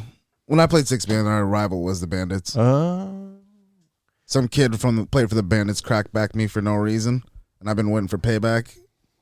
He's a coward. He didn't want to show up. So number one, if you're listening, put some pads on, bro. He said number one if you're listening. That's a lot of number ones going to be lined There's up a at your lot door. of number ones out there that are like, me? Hey, bro, I'll take all the smoke. Shall I still we- got my shoulder pads. And Shall we talk about the NFL coaching carousel? Yes, Black Monday. And how every coach of the NFC North got fired except for one, I was about to say, that's not true. right? The only one that didn't get No. fired was Matt LaFleur. Zimmer. Dan Campbell hasn't been fired. Right, okay, that's fine. Dan Campbell He doesn't. just got hired. I think he's going to have one more year. If Detroit has another abysmal year, they're gonna cut Dan Campbell. Well, didn't they just fire Anthony Lynn, who was their offensive coordinator? Mm-hmm. Right. So, let's just talk about these coaches real quick. So, Brian Flores got fired from the Dolphins is the biggest news. That's the biggest news, and it lets me know the ownership at Miami is just Abysmal. abysmal and just idiotic. they're like the Lions, only they're the Lions of the South. Yeah. Why do you think they fired Brian Flores after 2 non-losing seasons? So The rumor I heard was because he wanted to get away from Tua, and they Yeah. didn't want I heard to. the same thing. It was that, and they got in arguments because he wanted Tua gone. He's like, Tua isn't the guy. And I love Tua. He's like my little son, but I agree. He's not shown that pedigree. When you're talking elite quarterbacks, Tua's name is not on your radar. It's not showing up. It's just not. And I even said that when he was drafted. It was a mistake. I mean, I can't argue. I mean, he did well. He did great in college, but he was injury prone in college, and that has translated very well to the NFL. I just don't understand how you get rid of a coach that doesn't he have a winning season this year too. He doesn't have a winning season, but he's what, 500? Didn't he 8-9? end the season 8-1? Yeah. Did they win last week? I don't remember. They beat the Patriots, Yeah, so they they're beat the 9-8. Patriots. So he does have a winning season. They beat the Patriots. Yeah. Didn't they sweep the Patriots this year? By the way, I sat Probably. Jalen Waddle and played Cyril Grayson, Yeah. and it cost me a championship. There you go. Yeah, thanks. Ouch. Thanks, Buccaneers. Cyril got hurt. Hold on, He did, first did round. you First game. play Waddle? I mean, play Grayson or instead of Waddle in a PPR league? Yeah. That's yeah. stupid. He only got Yeah. 4 catches. That's he only got 4 stupid. catches. He only played the first quarter. Grayson was supposed to play the whole game because they didn't have receivers. If Grayson doesn't get hurt, I win. Well, I don't see why Waddle wouldn't have played the whole game anyway. They weren't playing for the playoffs. He only got 4 catches, and he got the touchdown, which would have been enough because I only lost by 4. So, yeah, the argument still stands. So, Right. so That's wow. Fuck you. Vic Fangio from the Broncos, another raw deal. If you ask me, you don't give him a running game until this year. You give him quarterbacks that are Band-Aids. Drew Lock didn't show up. Teddy Bridgewater's hit or miss. One of the best defenses in the NFL year in and year out. I don't think you fire that guy right away. You give him a quarterback and see what he does. He's got a great wide receiver core. He finally got a running game. He has a tight end, and that defense, one of the top defenses in the league. but it's not really anymore because they lost your boy to the Rams. Yeah, They played better without Von Miller. they Von did. Miller? They Oh, did. did they? But they Okay. also just got Patrick Surtain this year, who had Who- a great rookie year. And once he turned it on in the second half of the season, has been lights out on anybody he's been covering. Yeah. I mean, he's really a talented kid, but I mean, Joe Judge got the axe too out of the Giants. Right, So and I that had him on the hot seat list before because I got here before. I wrote this before, and I was like, hot seat, Joe Judge, and then boom, fired. Yeah, Poor done. guy. Not his fault. But here's Giants the are one dumpster that fire. we're all looking at. Here's the one that we all want. Before we review this last week, Matt Nagy out of Chicago is gone. Thank God. He's done. That's so well deserved. But Brian Flores was the first name on that list of people to go to Chicago and be a winner. Dominant. That team's going to dominate if Now, they get him. now, do they dominate? And does he want Justin Fields? Why wouldn't you? Because their record without Justin Fields was better than with him. But Matt Nagy was calling the plays. They statistically won more games without Justin Fields than they won with him. That's why. Yeah. And that's weird because if that was your situation before, you're kind of almost walking into the same thing. Yeah. And they're not going to get rid of Fields like that just They after won't. one season. Especially because he sold a lot of jerseys. He got a lot of hype coming out of Georgia? Ohio State. Sorry. He was a Georgia recruit first. Yeah. Then went to Ohio State. Sorry. But they don't have an still trying to offensive think of that line, man. kid from Georgia. We never got his name. It's JT Daniels. No, it's not. Is it from? Jake Fromm. Jake That's Fromm it. was a pro. Jake He was on the Fromm. Buffalo Bills last year. What the fuck do you think we were talking about this whole time? You said 2020. He was a pro in 2020. No, he wasn't. Oh, my gosh. Jake Fromm was not the quarterback in Georgia last year. Yeah, he was. No, he wasn't. No, I think he's right. I think he was the year before. It was not 2019, bro. He was drafted or he played on the Bills. He was on the Bills roster. Jake Fromm was the quarterback before Stetson Bennett. No, bro. And the other JT guy. fucking Daniels. I'm telling you, man. Hey, no one's talking about Mike Zimmer either with getting fired by the Vikings. He was drafted in 2020. So he didn't play with Georgia. Yeah, he did.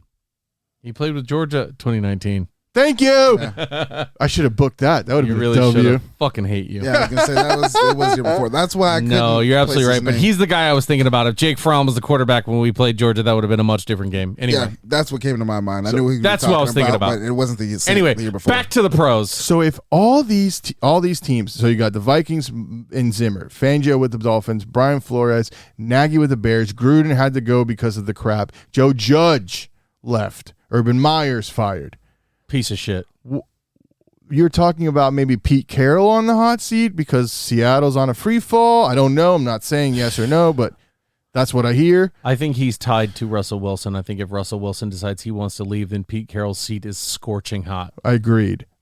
Out of all these jobs, where's Harbaugh going? Nowhere. You think he stays? The rumors are he's looking for a pro job. He can go wherever he wants because he can't get it done.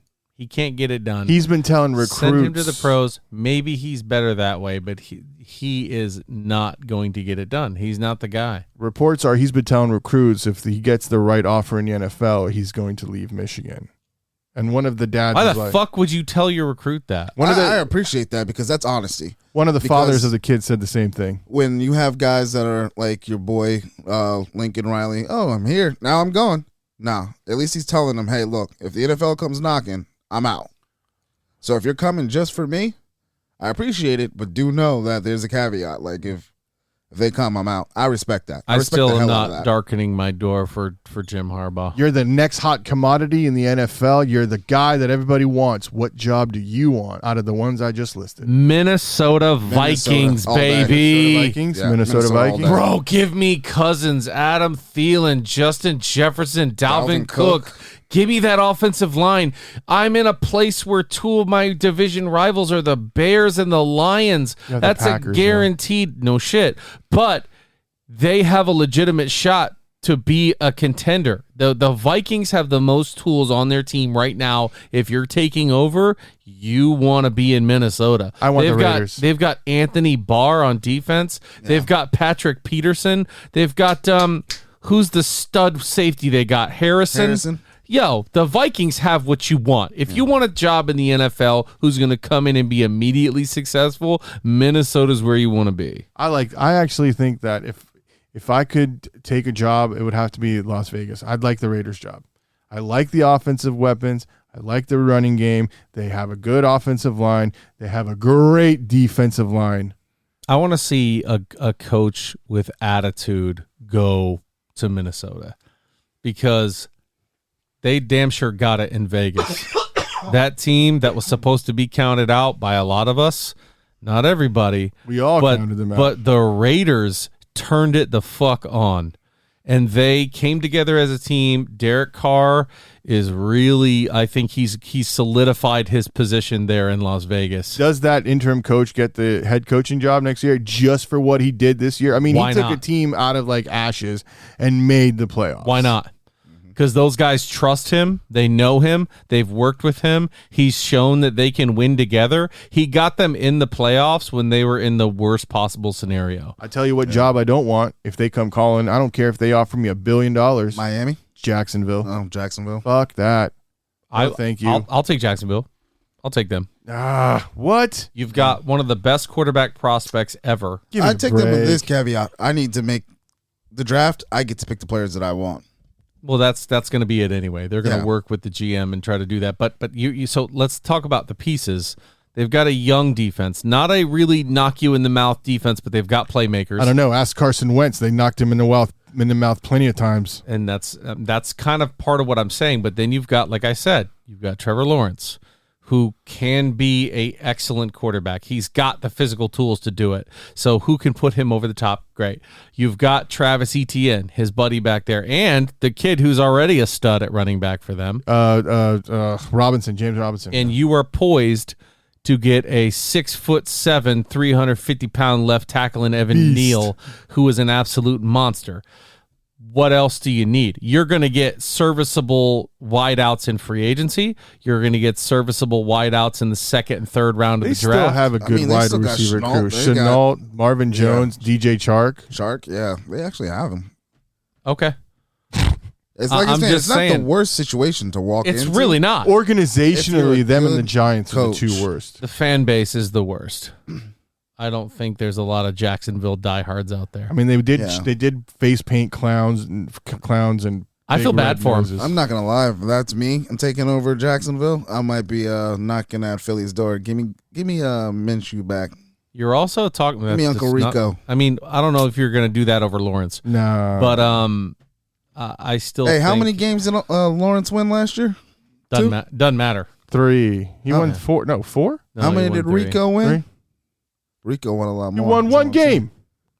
He won one game as an Eagle because he lost the last game against Dallas. Granted, we literally screwed him and gave him every bum we had. I'm talking about when he took over and was in Jacksonville. What? I think it was 5. I mean, yeah, that's a different situation, different coach, different everything. Yeah. He doesn't have a toxic head coach in Urban Meyer who's fucking terrible and backstabs everybody he's ever worked with. Agreed. You know, Jacksonville is just a culture thing. Yeah. And if Coughlin can't fix that culture and that organization, I really don't know who can.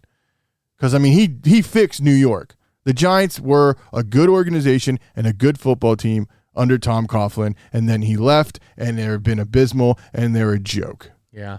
The 2 jobs I wouldn't want if I was any coach would be the Jags and the Giants. I do not want to set foot in the New York Giants locker room at all. No.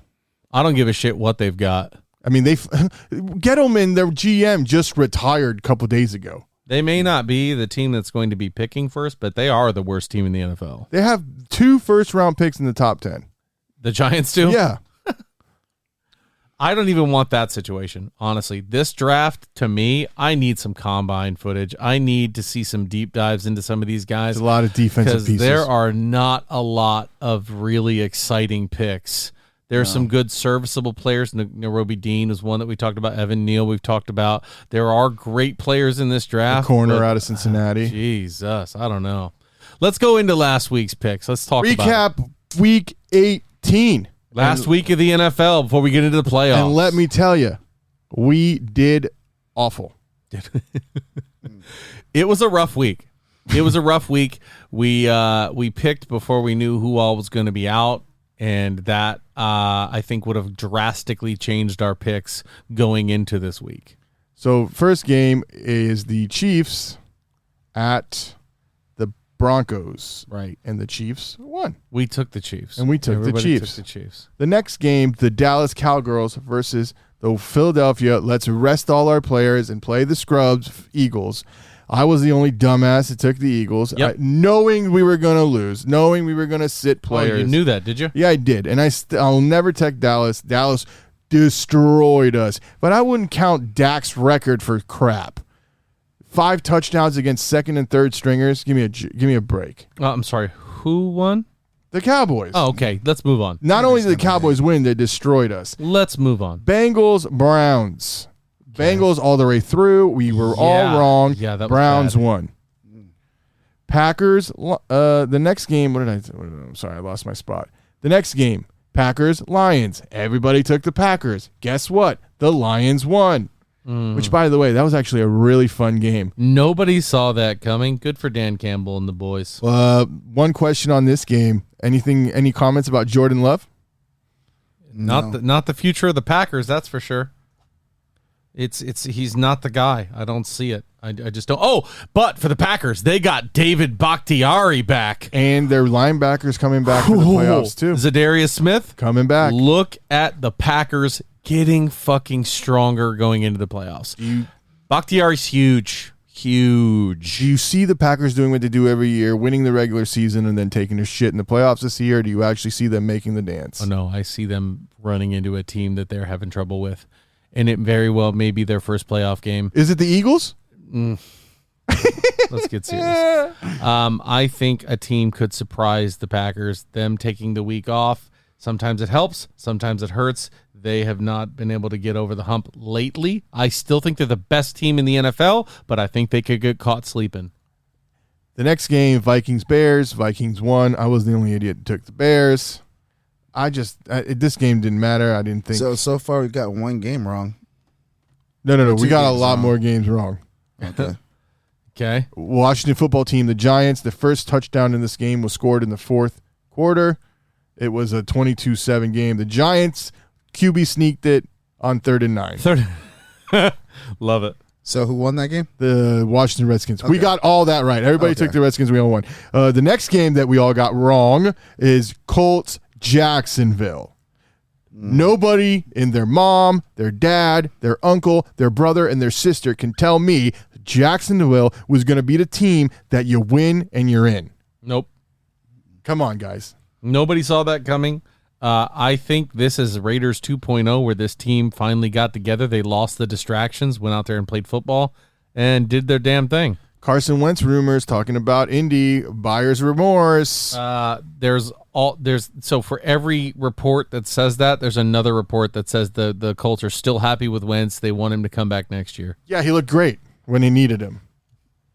1 for 4 on throws over 10 yards or 20 yards with an interception. He looked awesome. Great job, Carson. Yeah, every quarterback in the history of the league has had perfect games every game until that one. Don't they have Jonathan Taylor? Why didn't they just run him like because they stopped the run. Oh. Jacksonville stopped the run. Oh, I'm sorry. My guy, he just puts up ridiculous numbers against Jacksonville, so I wouldn't know anything about that. The Pittsburgh Steelers, with a 15% chance to make the playoffs and needed a bunch of shit to go their way, got their way. And who picked them? Everybody. Yeah. Great game. 13-16, another classic in the AFC North. The Ravens didn't want to win that game. They just didn't. They looked so uninspired on offense. This was supposed to. Huh? Did TJ get the record? He tied. But he should have, but they didn't. Huntley fumbled the ball on one of his sacks, so they took the sack away and gave him the fumble instead or something like that. They called him a runner because he fumbled the snap. So it was during the recovery when he fumbled or when he hit him, they were calling him a runner, no longer a quarterback, so it didn't count as a sack. That sucks. Imagine if he got those other 2 games. He'd have had that thing handily. Easy. Oh, yeah. We would blinked of an eye. Next game, Titans-Texans. Titans win. They get the first seed. And let me tell you something. Davis Mills. Who picked the Texans? I did. Oh. How'd that work out for you? Not bad. Did they win? No, they lost, but you know okay. what? So it They didn't gave work out for Tennessee a game. Yeah. Okay. Yeah, no, They it didn't gave work out Tennessee for a game. Okay. They gave Tennessee a Crazy it didn't game. work out for Danny Amendola came back and looked like he was a 20-year-old guy catching balls with Tom Brady. In garbage time, they did that? It was the 3rd and 4th quarter. They scored 25 So points 3rd in and a 4th. row. Garbage time. Got it. All right, so moving on. Are you kidding me? They had to whatever. I'm not going to. But did they win? Let me just tell you this. One thing that the Texans don't need next year's draft is a quarterback, because let's give this kid a chance. Yeah. Give Mills a shot. He looked really good give him in a the start. end season. Give him another year with the team. Give some more pieces around him. See how he does. I don't disagree. I mean, we forget that they still got Watson just sitting there rotting? I mean, he's going to be traded eventually, right? Maybe. Someone's going It to. depends on what happens. It does, but you might be right. But does Watson come back the same guy? He's going to get traded Yeah. somewhere. I think he comes back and he's got to show his value. Sure. He could be fresher. I mean, think about it. He was getting beat up at Houston. Let's see. Next Let's game, let that litigation clear, and let's see. Saints, Falcons. I think only one of us took the And Falcons. Clay did. So far, it's not looking too damn bad. The only 500 team the Eagles beat this year, thanks to the Saints beating the Falcons. Wow. Just saying. Wow. Hey, listen, guys. You know what? You got to take them when you win them. Taysom Hill had a Les Frank injury. Simeon came in, led them to win the game. Simon? Is it Simeon? Trevor Simon. Whatever. Saints win. Jets, Buffalo. We all took the Bills. Which win as expected. Yes. Yep. Niners, Rams. What happened, guys? Did I take the Rams? Everybody but me. Oh, damn. Look at that. Good for you. Let me tell you something. Next week, I had buyer's remorse when that game started, obviously, because I wanted them to help my Bucks. I don't give a shit that I got this wrong because I was such a big, let's go Niners as soon as our game was over. And they came in clutch. They came back from 17-0. 17-0 to come in and win. And that pick... me and Le'Veon Bell said the same exact thing watching that play. We both went up, right foot, ass cheek. Got it. He's in. Yeah, Jimmy G stepped in with a tendon torn off his bone. Looked really good. The Rams looked really good too. Let me tell you something. That Niners defense came to bang. Fred Warner and company were lighting up players. That dude is a really fucking good player. He has great instincts and he hits like a truck. Pats, Dolphins, everybody didn't see that coming except for Ryan. Negro dumbest. I'm telling you, if you look at them, they beat them all the time. Yeah, they have had a really good record with him. My boy Chris, rest in peace. A big Dolphins fan. Used to put money on them all the time against the Pats. Should have started Waddle. Should have started Waddle. And Jason Jenkins, fins up, bro. There's out of this game. Good for them. The only thing I can take out of this game is Mac Jones didn't look very good.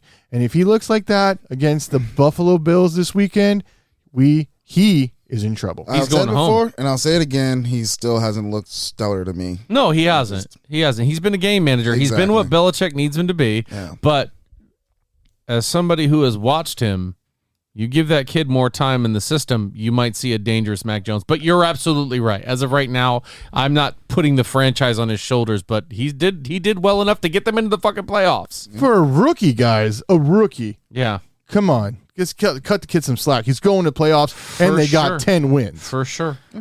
Next game, another game nobody saw coming. Cards, Seahawks in Arizona. We all took the Cards, and Russell Wilson, Rashard Penny, and Lockett showed you guys we're still here. We just had a bad year. Yeah.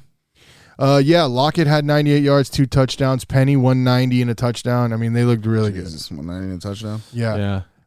Panthers, Bucks. No, can't run like that, Miles. Let's get there, boys. The Buccaneers did what they had to do. They won that game. There was no jeopardy. We all picked the Bucks. The one thing I am worried about, though, is these teams that can run the ball, namely the Philadelphia Eagles, who are the number one running team. But it's going to be very interesting seeing Shaq Barrett and JPP come back. Bring the dump truck. I don't give a damn. Next game, the game of the week. I'm not done yet. We're talking about how about Brady and Gronk being boys like that? Right. How about that? Gronk walked over to him on the sideline, goes, I need one more catch.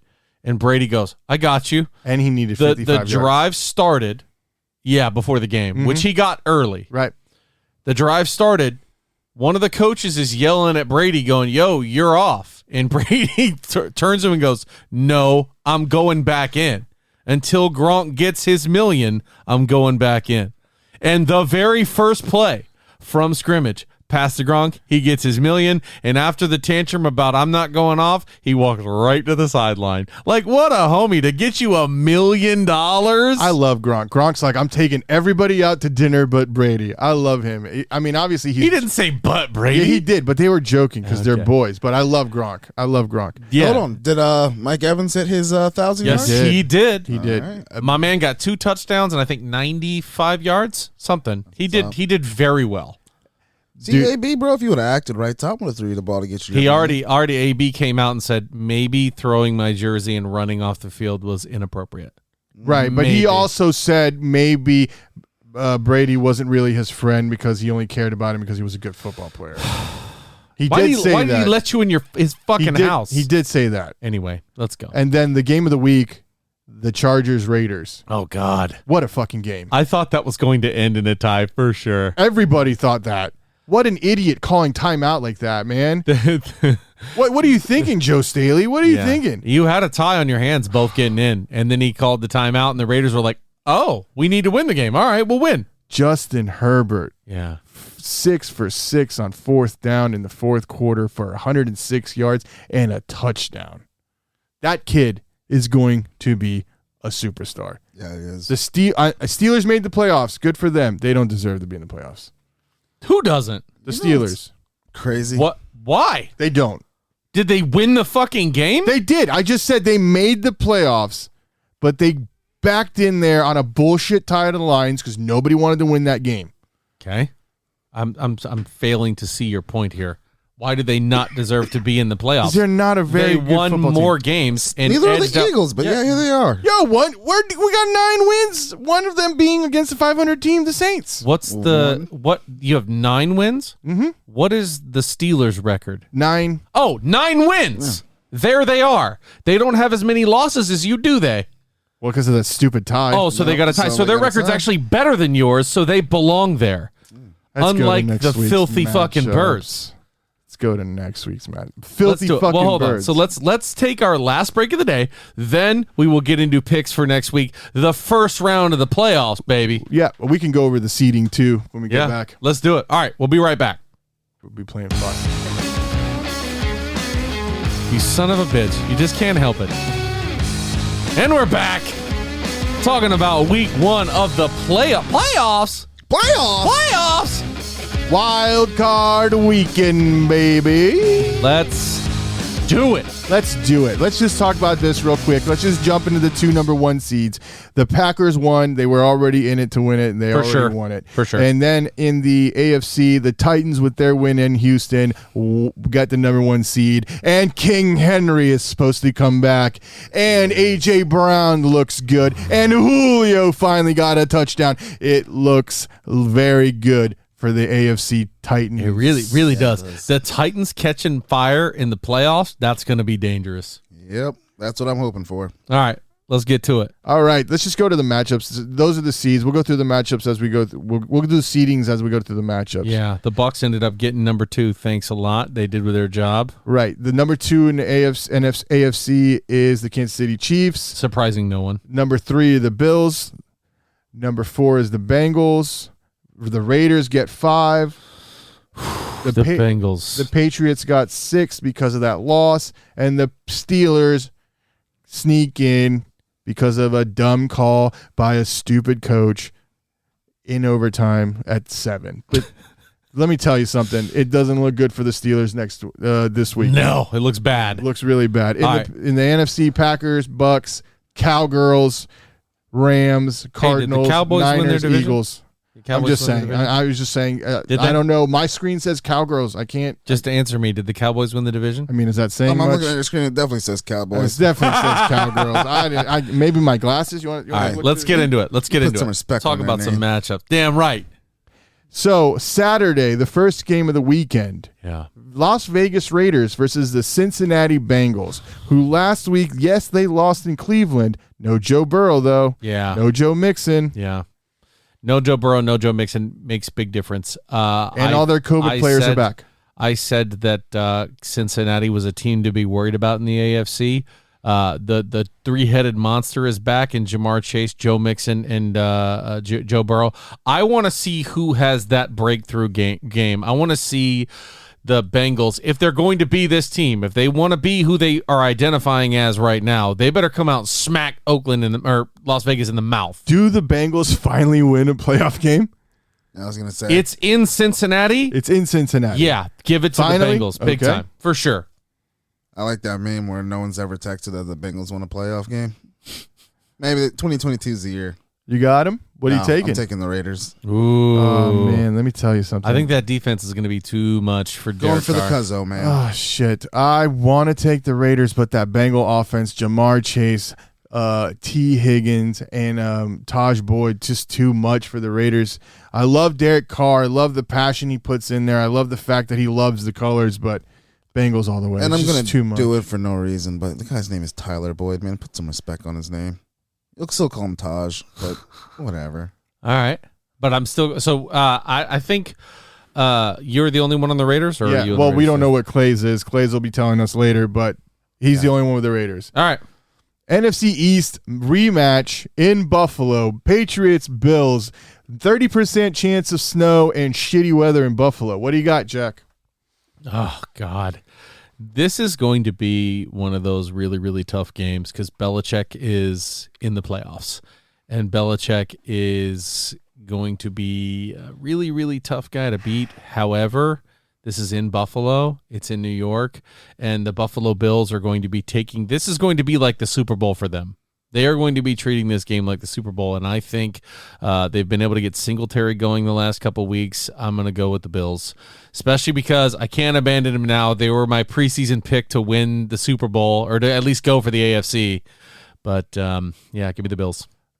Weather is going to be a big factor. If it's windy and it's snowy, Belichick's going to be able to run the ball. I'll take the Pats, just knowing what the weather conditions can be. Sure. Like I said, the Bills, to me, the greatest pretenders. I'm going with the Pats.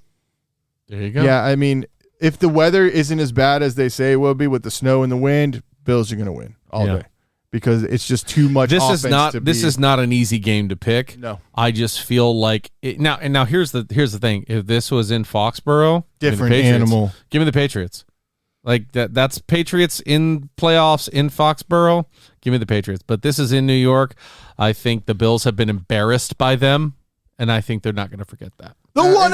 It's you coaching against Belichick too, though. Like you said, Belichick in the playoffs. Come on, man. Yeah, it's tough. And he's got his system quarterback. Got things kind of humming. Yeah, I wouldn't be surprised if I lost this one, but I don't think I will.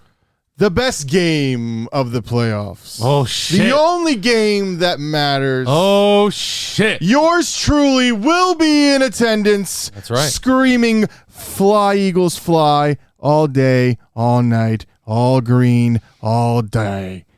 The Philadelphia victorious Eagles. Wow. Versus the Tampa Bay losers. Wow. So this is a rematch from this year.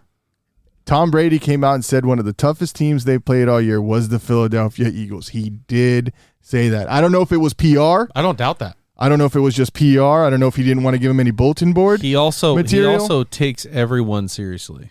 And the Eagles, like I was going to say, you guys are number one in the run. Number one. And we have average 160 yards a game, and over the last few, you've averaged 190. And we have a top 10 defense in the second half of the season. Our teams turned it around. Sure. I will take the Philadelphia Eagles to win in front of Troy Aikman and Joe Buck. Book. Absolutely not. Say book. Absolutely not. Book. Absolutely the Eagles not. Win. Book it. That's what you're supposed to say. No, I might put some like stock in that.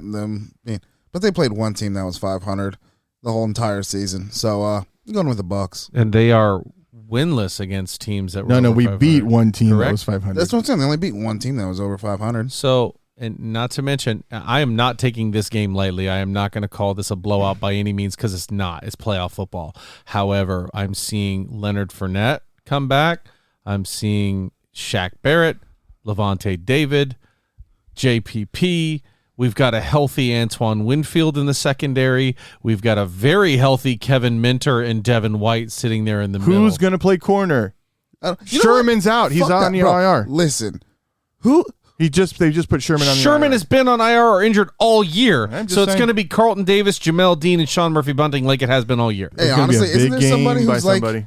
I'm pretty sure Tom Brady's won more playoff games than your entire organization has in the last 10 years. We Who beat bets Tom against Brady in the Brady? Super Bowl. They did.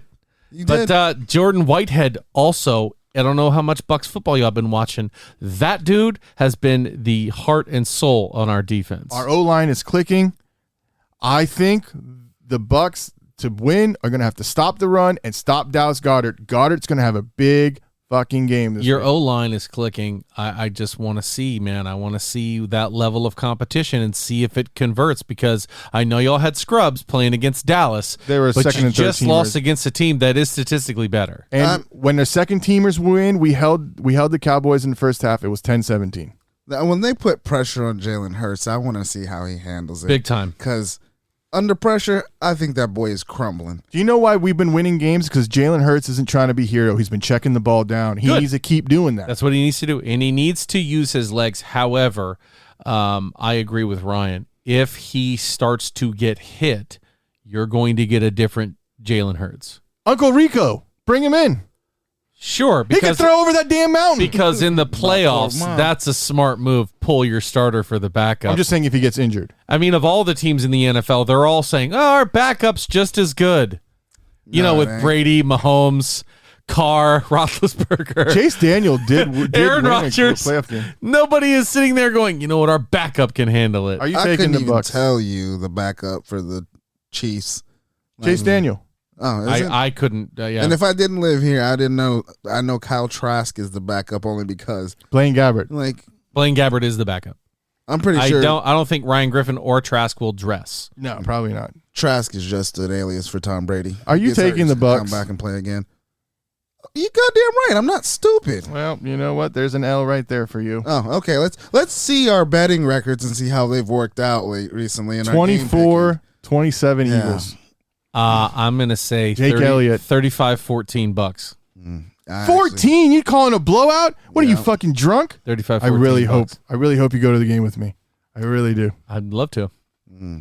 But I think it's going to be a really good game for the Bucks. Gronk is there. Evans is there. Cyril Grayson, hopefully we hear that he's going to be coming back. But Cost me my fantasy final. Going to be a tough one. Anyway, we'll move on. Next, I think this is the most even matchup, the second most even matchup in the playoffs. Niners, Cowgirls in Dallas. I just got chills that it's Niners, Cowboys in the playoffs. Yeah. Think of all those badass matchups back in the wild. day. Yeah. T.O., Jerry Rice, Troy Aikman. Think of the pedigree this game has behind it. This is a game I'm going to have to watch. It is going to be so good and so close. This is really tough for me to pick. I have ridden the train all year long, and I think it is going to hinge on number 4 and number 11. Give me the Cowboys. I'm also taking the Cowboys. I'll take the Niners defense. That Niners defense is really good. Thinking number 7's been a little quiet for the Cowboys. Time for him to make some noise. He's going for that 11th or that 12th pick of the year, trying to catch Night Train Lane. I wouldn't be surprised if the Cowboys win because Jimmy G has a bad game. Mm-hmm. But if we're talking defenses alone, if there's a defense that can stop the Cowboys offense, it's that Niner defense. I'm hinging this on the Cowboys offensive line and Pollard and Ezekiel Elliott being able to get in open spaces. Because if you make the Cowboys one-dimensional, that's going to be a tough game. The next game, the Sunday night game, is Steelers at Kansas City. Jeez. We all saw what happened last time, right? It was bad. And this time it's different because this time TJ Watt is going to be playing that game. So they'll score. So it'll be 28-10 instead of 39-10 or something. Najee Harris is going to be there. Is he 100% though? Chase Claypool is going to be Is in there. Najee 100%? And that Cam cast? Hayward is going to be there. However, so is Tyreek Hill, Travis Kelce, and Patrick Mahomes, and that streaky Kansas City defense. I don't think enough has changed for Pittsburgh for them to win that game. Although, in the playoffs, Pittsburgh, you never know, but I'm going to put Chiefs down. Yeah, I'm taking the Chiefs. Yeah, I mean, this is really a no-brainer. I'm sure there's still a big chip on their shoulder from last year. For sure. They want back. Mm-hmm. They ain't going to get there, but it's cool. I was talking to a Steeler fan, and they said that if Big Ben wins the Super Bowl, then he believes that it's the National Fix League and that it's all written in it's all fixed. There's no way the Steelers can beat the Chiefs. There's no way to convince 108 men that they all need to throw away their dreams of a championship just so that one guy can win. The idea of it being fixed is so astronomically fucking retarded that it's mind-boggling. It breaks my brain to imagine, to think you could walk into a high school locker room and go, hey guys, we know you guys all want to win and you signed up to play and be competitive, but there's a really compelling story that people would want to watch out of the other locker room. Let me just stop right there. And all those defensive linemen and linebackers are going to go, fuck that guy. I'm going to kill whoever that is. I mean, you got those stories where they let the special kid go and score a touchdown. Like I said, if I had a top tier defense. I'm the kid laying them out. Like, I don't care. You better work for it. You wanted to play football. I've been working hard at this to have this record. You better work for it. Yeah, no. The fix is not in. If they win, it's because they are a team of professional athletes who figured out a way to play harder than the other team. Hey, but Chris Tucker and Charlie Sheen, money talks. I might take a dime for some money. Money talks. Money talks. One or two guys might. Not all 58. Hey, how much is that? How much is that ring? Not 100 and 108. How many comments you putting in that? We good. No. Yeah. This is what I think is the game of the week. Arizona. You said that 3 times. No. The second game of the week was the Niners-Cowboys. This is the game of the week. This is going to be the best game to watch all weekend. No, that Niners-Cowboys will be the game. No, that blowout between the Bucs and the Eagles. It will not be a blowout. I'm going to be so excited when the Eagles beat the Bucs in front of Troy Aikman. It'll be a double dime. Please don't get beat up. Don't get beat up out there. I'm not going to get beat up. I'm going to win the game. You reckless eyeball everybody and run your mouth. You don't get beat up out there. I'm not going to get beat up. We're going to win the game. I'm going to be talking shit. Everybody's going to be putting their head down and walking home. Sure. Sad. I can't. God, I hope they get you on TV. Real sad. One of them YouTube videos. Oh man! Look at this Eagles fan who's crying in his milk. Why would I be crying in my milk? We win. Will they be tears of joy? No. Anyway, next game: Arizona versus the Rams. Cardinals Rams in LA. Monday Night Football. Rams. Yeah, that was found out already. The Rams have that secret sauce for the Cardinals. Back when we thought they were going to go to the Super Bowl undefeated, and we all thought that the fucking Cardinals were the best team, and the Rams absolutely dismantled them. I don't think much has changed. Fuck. And I hate the Rams. Hate them. Is D-Hop half a yard, you some bitches? It's a great question, but if D-Hop is playing, also one of the things is I was Jalen Ramsey playing? That's another question you need to ask. Because if D-Hop is playing, 5 will be across from him every snap. But that leaves A.J. Green and Christian Kirk open. You're not wrong, but I'm telling you that big weapon is D-Hop, and to get him back, do you think he's not going to get the ball? I'll take the Cardinals. I know the Cardinals have been underperforming the back end of the year, but I'm still going to ride on that fact. Sony Michel has been coming in and playing well at running back, but too. James Conner and Chase Edmonds together play really good.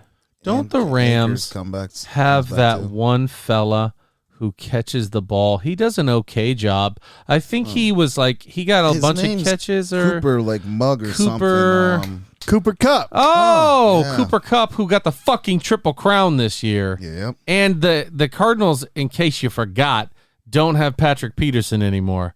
So they got to guard Cooper Kupp and OBJ and Tyler Higbee. And Van Jefferson.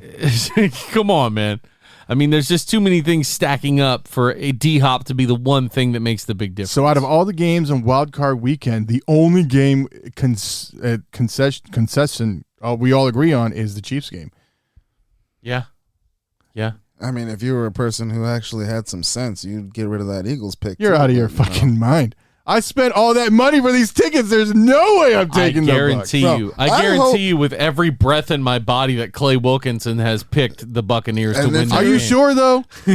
Are you sure? I think Clay would take the Eagles. And if you're attending the game as a Bucs fan and you're a listener, please, after you beat them, go throw a hamburger at them and tell them to book it. A whole burger. You know what? Screw this shit, man. Screw this. I want to hear it. Let's see if we can get him on.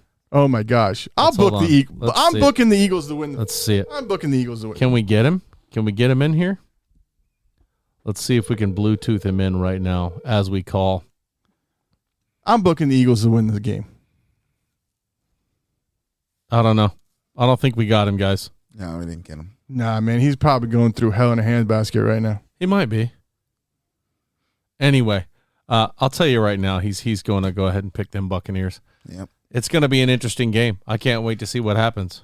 So you guys think the best matchup is the Niners-Cowboys? What do you think?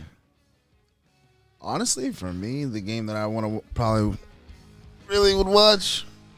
I'm going with actually the Raiders and the Bengals. Yeah, I was going to say, I think. But yeah, I think game of the week is still Cowboys-Niners. But I want to watch the Raiders in Cincinnati. Yeah, that's a game I want to watch. Fly, Eagles, fly. And if you're in Tampa Bay, Raymond James Stadium, you want to come say hello to your boy in decked in green, you know where I'll be. he'll be in the emotional support side room. I'll be the loud, drunk Philly fan winning the game.